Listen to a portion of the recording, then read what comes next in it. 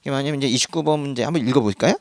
덤핑 방지 관세, 잠정 조치의 필요성, 적용 절차 및 덤핑 방지 관세의 정산 방법 그랬어요. 그거 지금 세 개를 묻고 있죠. 그 세 개 번호 붙여보세요. 첫 번째, 잠정 조치의 필요성.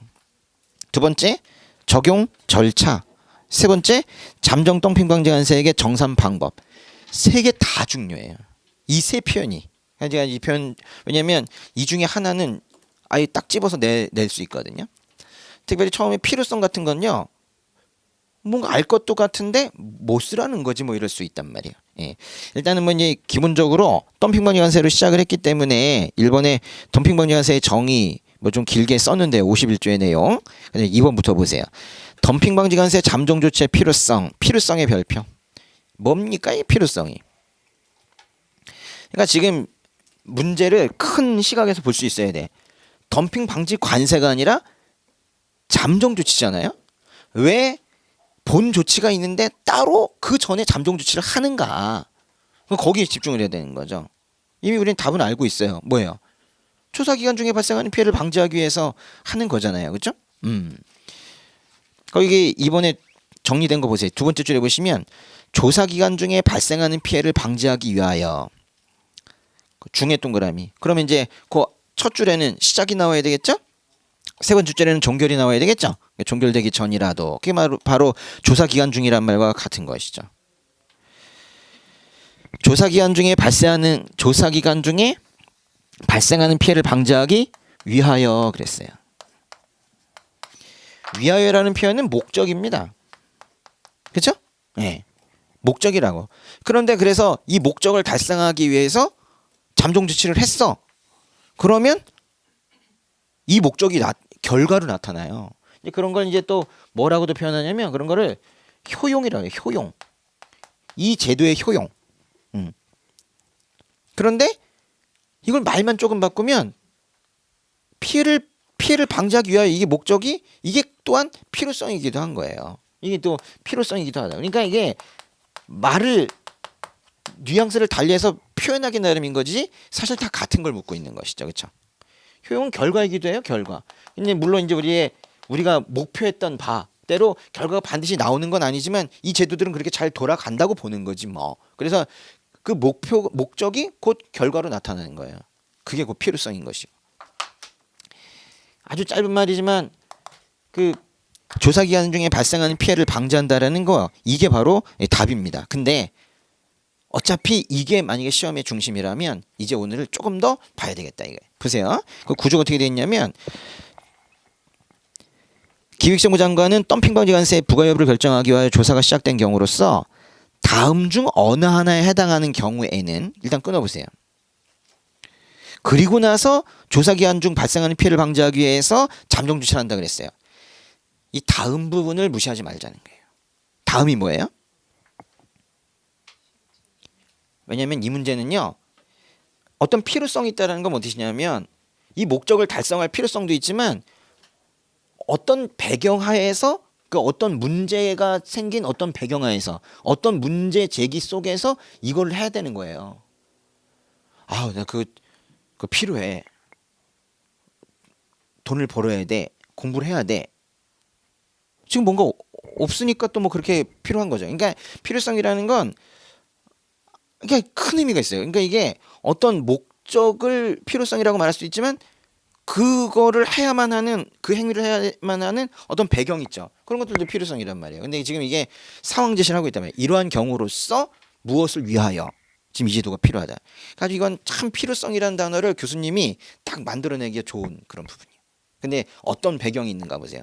어떤 필요적 배경이 있는가. 해당 물품에 대한 덤핑 사실 및 그로 인한 실적 피해 등의 사실이 있다고 추정되는 충분한 증거가 있대요. 뭐가 있대요? 피해 사실 있다는 증거가 있대요. 가장 짧게 한다면 피해 사실 증거가 있대요. 아니 아무것도 아닌 거에 막 난리를 피우면서 잠정 조치 그러면 안 되잖아요. 근데 지금 심각한 문제가 생겼다는 거예요. 그걸 써야 되는 거예요. 두 번째, 약속을 위반하거나 약속의 이행에 관한 자료 제출 요구 및 제출 자료의 검증 허용 요구에 응하지 아니한 경우. 그러니까 여기 두 가지 상황이네요. 약속 위반 또는 약속의 이행에 관한 이건 너무 많다, 그렇죠? 뭐뭐뭐 요구 응하지 아니한 경우. 그 요구가 두 개가 있죠. 가져오라는 요구, 검증 허용 요구에 응하지 아니한 경우. 이건 괘씸하다는 거예요. 뭔가 이 괄호 1번은 심각한 상황이 생긴 거고 피해가 크다는 거고, 괄호 2번은 괘씸하다, 당한 거야. 아주 그냥 화가 난 거죠. 이런 상황으로서 피해를 방지하기 위하여. 그래서 넓은 의미 넓게 보면, 그래서 결국 괄호 1번과 괄호 2번까지 다 하고 거기다 위하여까지 해야 정말 이 필요성이라는 단어를 시험에서 냈을 때 이게 정확하게 되는 거예요. 그래서 이 전체를요, 목적 뭐 이렇게 내는 것보다 필요성이라는 단어로 냈을 때 이 법조 53조 1항 전체를 요구하는 문제가 될 거라고 제가 본 거예요. 뭐 수긍이 좀 되십니까? 네? 한번 외워보시고. 그 다음에 두 번째는 뭐예요?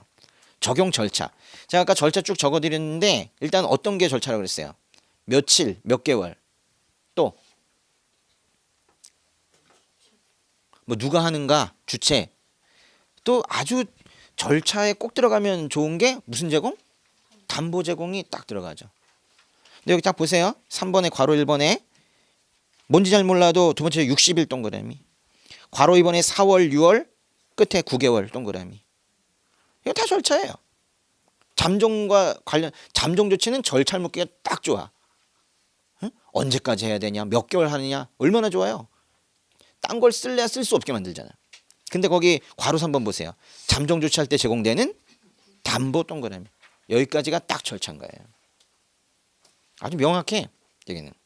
그다음에 세 번째 묻고 있는 거는 정산 방법인데 이것 또한 그래요. 왜냐면 법조 53조 1항이 필요성이라면 53조 2항과 3항을 합치면 딱 정산 방법이 되는 거거든요.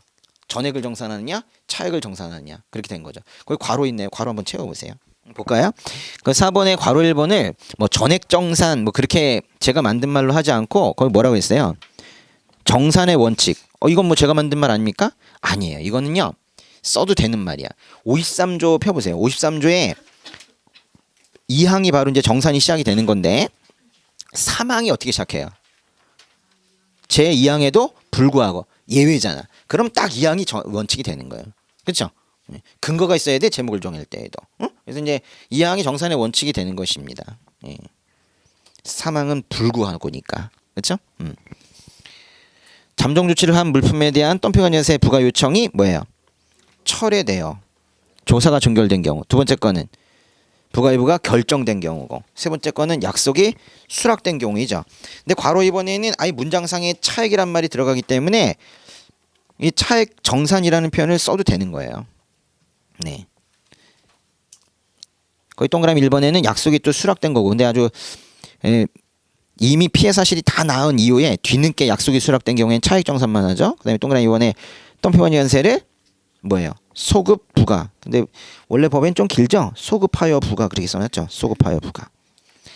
이 문제는요, 통째로 외울 필요가 있어요. 제가 막 강조합니다. 예? 예.